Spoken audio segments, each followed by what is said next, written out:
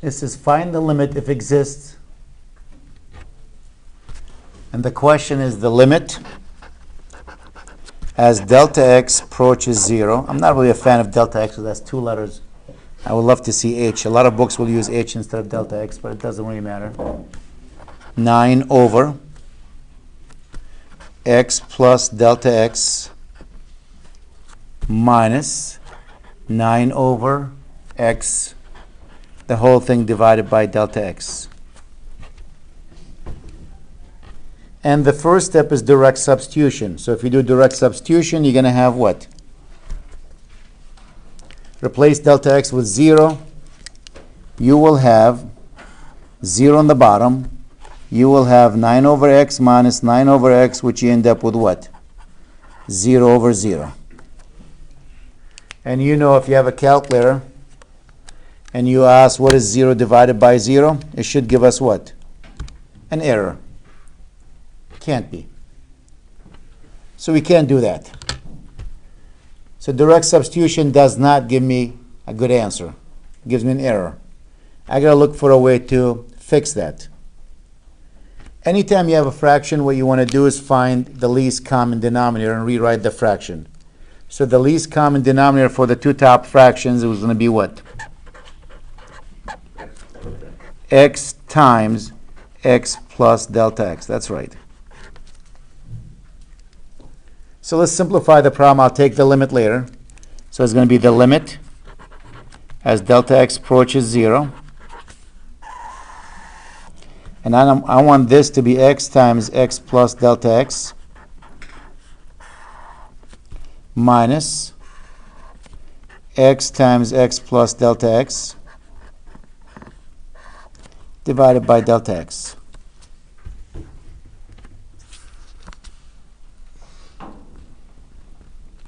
Does that look green? Okay. What do we need to do to make this one x times x plus delta x? We need to multiply the top by what? By x, right?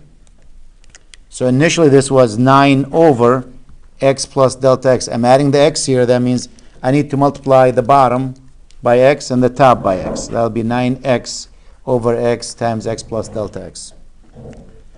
This one was 9 over x. I'm trying to change the bottom instead of being x to x times x plus delta x.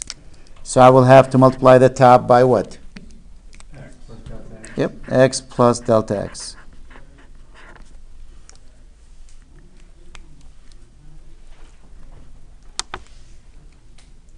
So now let's see if we can simplify that. Since the bottom is the same, you can make it one fraction. It's the limit as delta x approaches 0.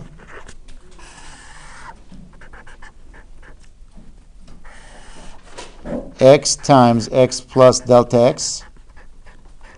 On the top, you're going to have what? 9x. This would be a minus 9 times x. Minus 9x. Minus 9 times delta x, which is what? Minus 9 delta x. Remember, there's minus for both of them.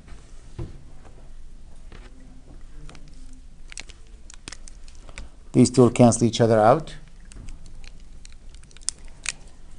This becomes the limit. Delta x approaches 0 of x times x plus delta x. On the top, what do we have?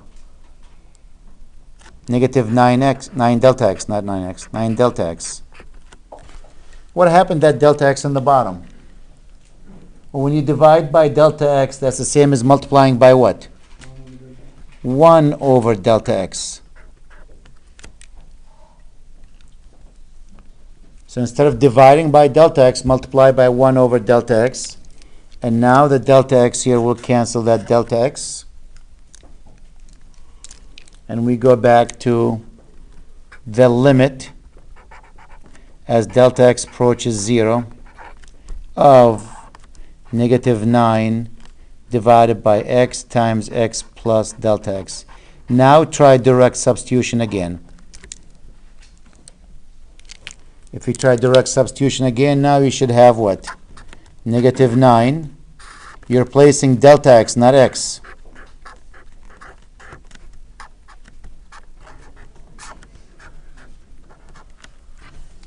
And that is the answer. Negative 9 over x squared.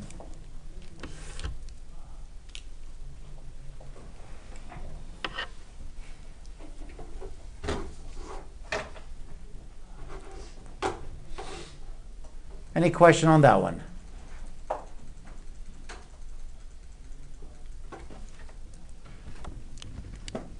Come on, you can be on YouTube yourself too. If you ask questions, you'll be famous too. Maybe that's why everyone's quiet.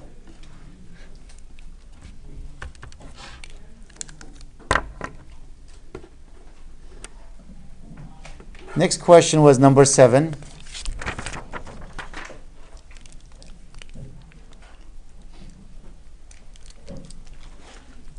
Let's try number 7. Find the limit if exists.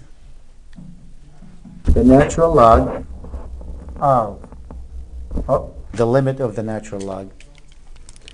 The limit of the natural log of x minus 9 as x approaches 9 from the plus side. Well, this one, if you know the graph of the natural log of x minus 9, it makes life easy. First, if you try direct substitution, if you put 9 there, notice this is a one-sided limit. Because if you put a 9, what's 9 minus 9? 0. You can't take the natural log of 0. Or the log of 0. They're saying, well, it's not 9, it's more than 9. So if you look at your graph,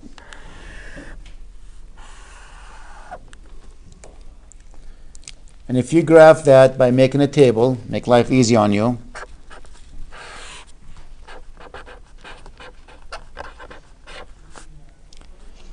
You can't use a 9. How about a 9.1? Just a hair more than 9. How about a 10? How about 11? And 14. I'm just picking some numbers. So the 9 is somewhere here.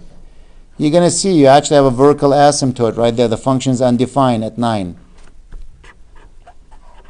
That's the 9.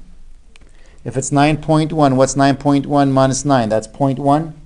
What is the natural log of 0.1? Where's my calculator, my cheap calculator? Here we go. ln of 0.1. It's negative 2.3. What about a 10? 10 minus 9 is 1. Natural log of 1 is 0. What about the 11? That's the natural log of 2.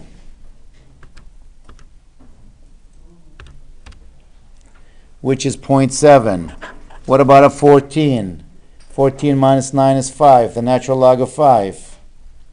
Where'd you go? Natural log of 5. 1.6. So you can see the graph looks something like this.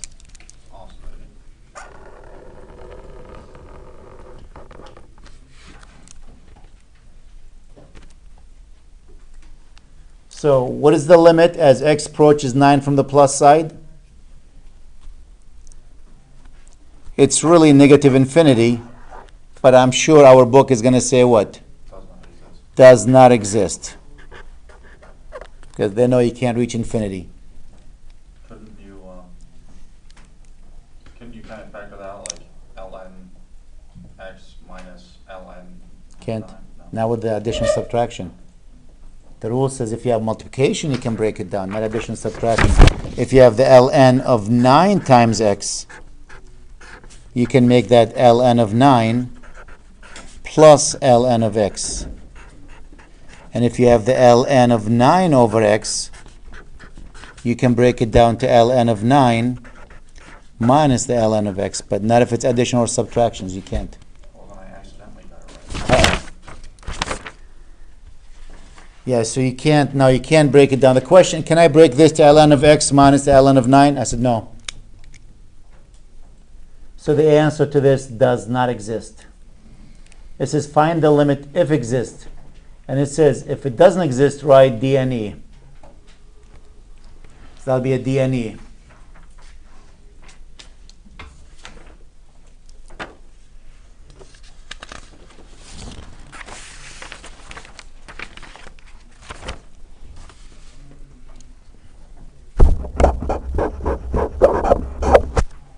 Let's see number 12.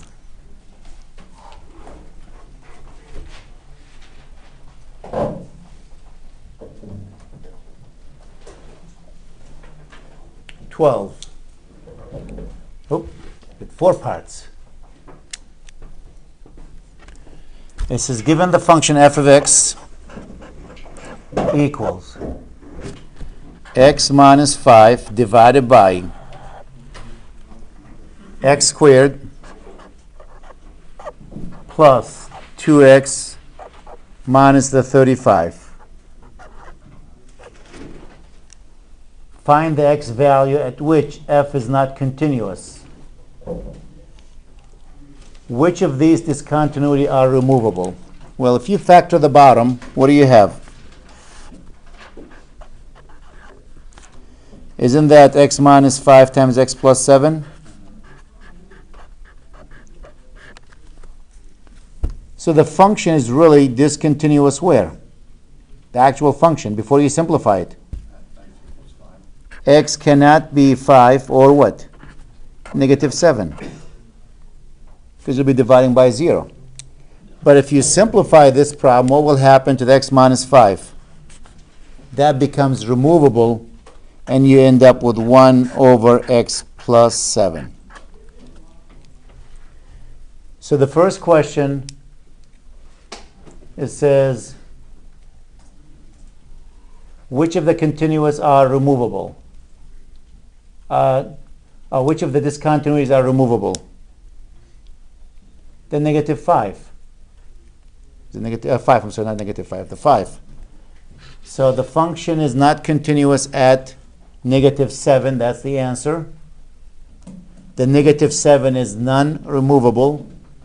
The 5 is removable. They have actually 4 boxes to put your answer.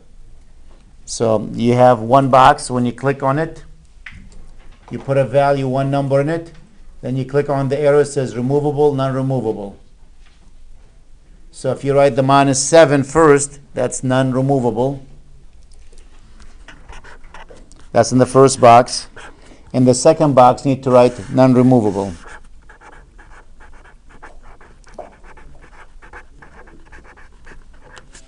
In the other box, you're going to put the 5. And the 5 is what? That's a removable.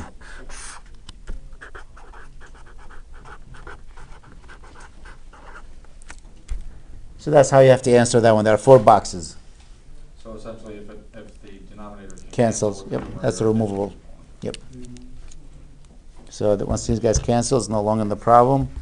It's removable. These two, actually, if you graph them, they look exactly the same. The only difference is 1 point. This one is defined as x equal to 7. Right? When x is 7, that's 1 over 12. This one, when x equals 5, did I say 7 or 5? When x equals 5, this one has a value, 1 over 5 plus 7, 112. This one does not have a value at x equals to 5. That's the only difference between the two, is 1 single point. The rest is the same for both.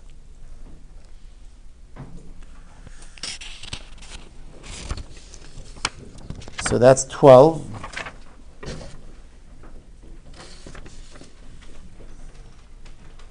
Let's see, I got 13, 14.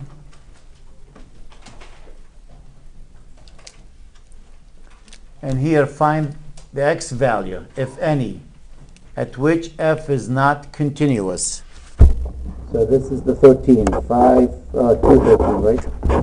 No. 2.4.13. Number 13, I just want number 13, yep. All of these from 2.4 if you just joined us. That's number 13. And using k as an arbitrary. Yep. Given the function f of x equals cosecant, mine says 9x. Yours might say 4x, 5x, whatever the case is, because that number changes. It says, find the value of x, if any, at which f is not continuous. Not continuous.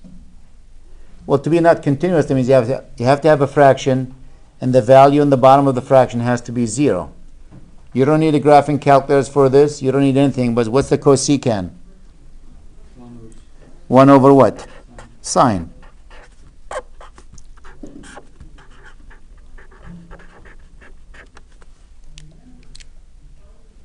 So if you know the graph of sine x is, you can graph sine 9x. In case you forgot, in tech math, when we cover that, we go, oh, this is what sine of x looks like. Just sine of x.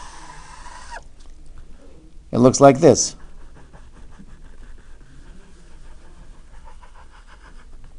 It goes as high as 1, as low as -1. This is sine of x. That's 2 pi.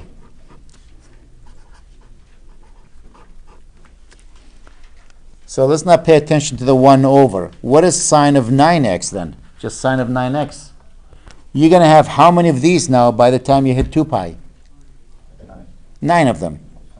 So it's going to be compressed there. It's going to be 9 of these sine waves.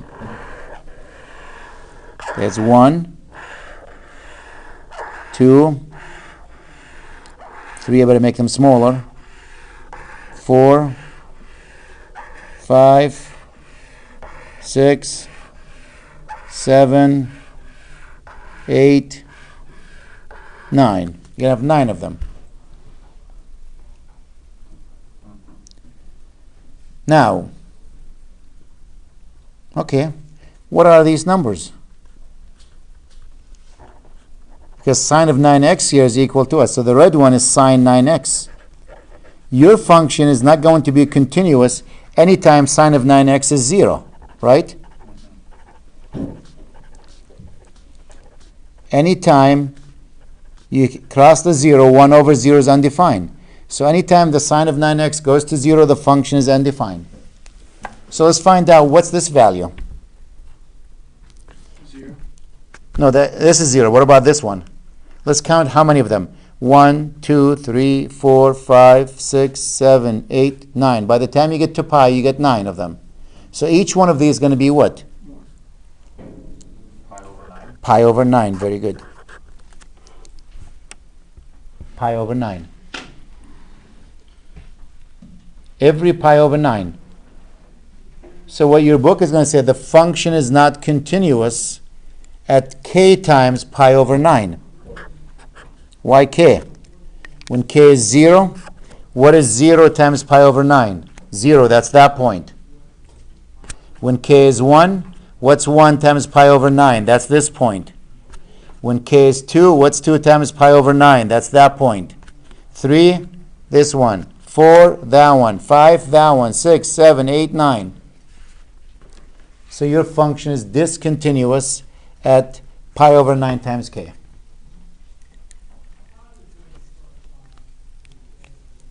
Is there a way I can get rid of these zeros? Is there any possible way? No. So these are the next question. Are they removable? No, they are non-removable. You can't get rid of them.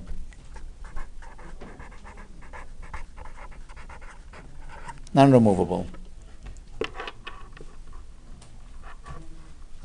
So anytime sine of 9x is 0, the cosecant has a hole in it, not continuous. Because you'll be dividing by 0. So that was number 13.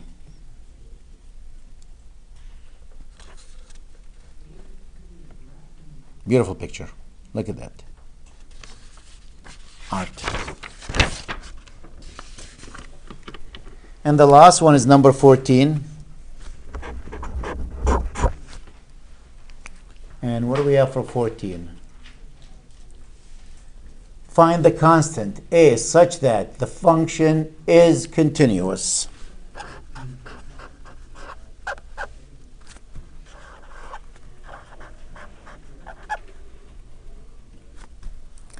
for x is greater than or equal to 1. And this one, ax minus 3 for x is less than 1. Okay. For the function to be continuous, there are three conditions. What are they? The first one, well, first, is this, just look at that piece, 9x squared, is that continuous by itself? 9x squared if you graph it? Sure, that's a parabola, right? Mm-hmm. What about, let's say 5x minus 3, is that continuous? Because that's a number. So this is continuous, that's continuous. If it's going to be any disjointed anywhere there, it's going to be at x equals to 1. So let's check and see if the function is continuous at 1. That's really what the question. Is f of x continuous at 1 at that junction, at that point? First, the function must be defined at 1. Do we have a value for the function at 1? Yes. Which one, the top or the bottom? Top. Top. That's the first step. The function must be defined at 1. It is defined at 1. Step number 2, the limit must exist as x approaches 1.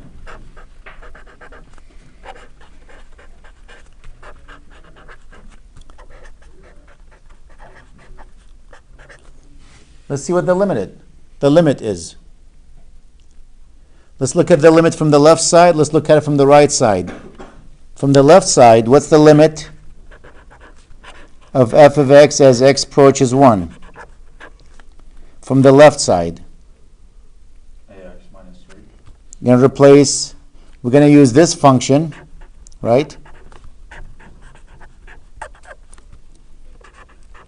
Now replace x with 1, a times 1 minus 3, which is what?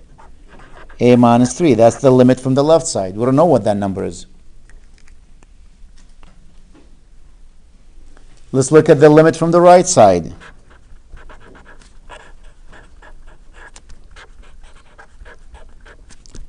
That's the limit as x approaches 1 from the right side of what?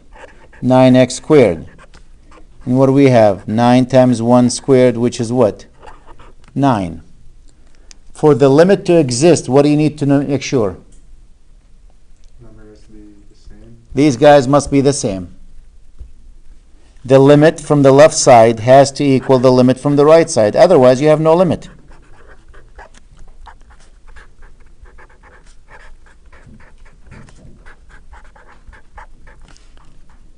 So from the left side, we have what? A minus 3. From the right side, we have what? 9. What do you think A has to be? 12.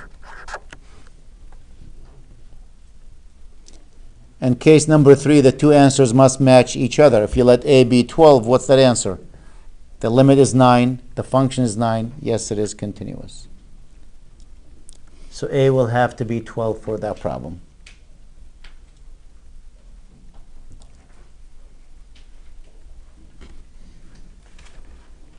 Any other questions from that section? 2.4. Any more?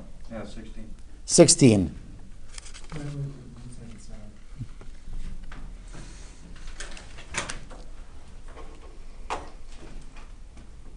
Okay. 16.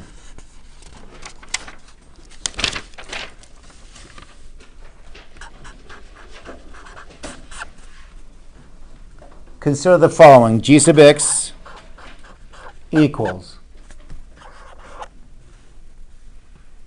if I'm seeing this correctly, x squared minus a squared over x minus a, for x does not equal to a, and when x equals to a, they want it to be 14.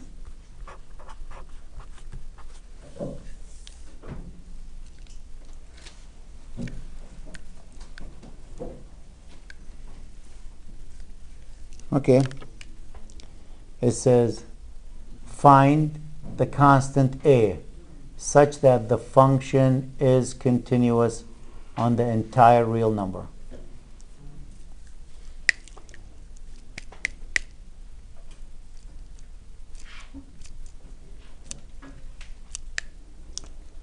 Well, let's see. If you take this function, first, continuous, that means you want f of, or g we're using, not f here. You want the function to be defined. What is g sub x equals to a? 14. Is the function defined at a? Yes, it is. Right here. It's 14. What is the limit? Let's take the limit from the left side.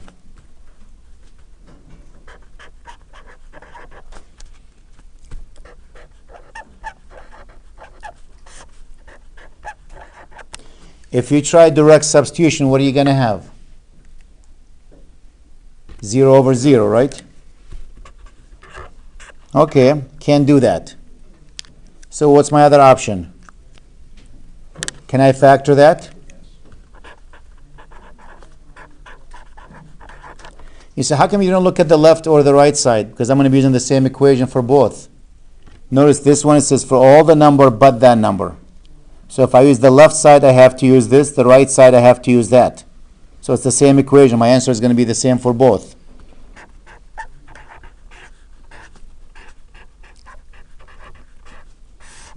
And what happened to the minus a? Gone. As x approaches a, what's the answer?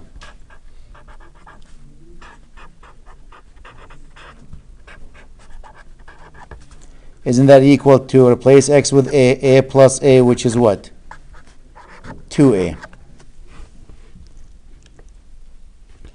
And what was step number 3 for it to be continuous? The function must be defined, the limit must exist, and the third condition, it says the answer from 1 and the answer from 2 must be what? Same thing. G sub x equals to a should equal, or g sub a instead of x equals to a, should equal the limit of g sub x as x approaches a. So mathematically, instead of x equals to a, I could say just g sub a. So what's g sub a? 14. And that should equal to 2a. What is a equal to? 7. A will have to be 7.